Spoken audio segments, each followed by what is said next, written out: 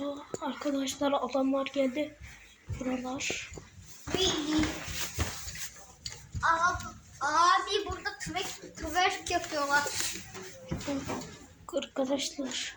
Arkadaşlar burada bir tane anası satılmış bir tane radyo var. Burada bakın. Göster bak burada anası satılmış bir tane radyo var. Bak. Kaça sattılar?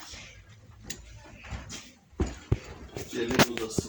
Aynen. Arkadaşlar. Gelin odasında öyle bir şey. Gelin bebeğim be.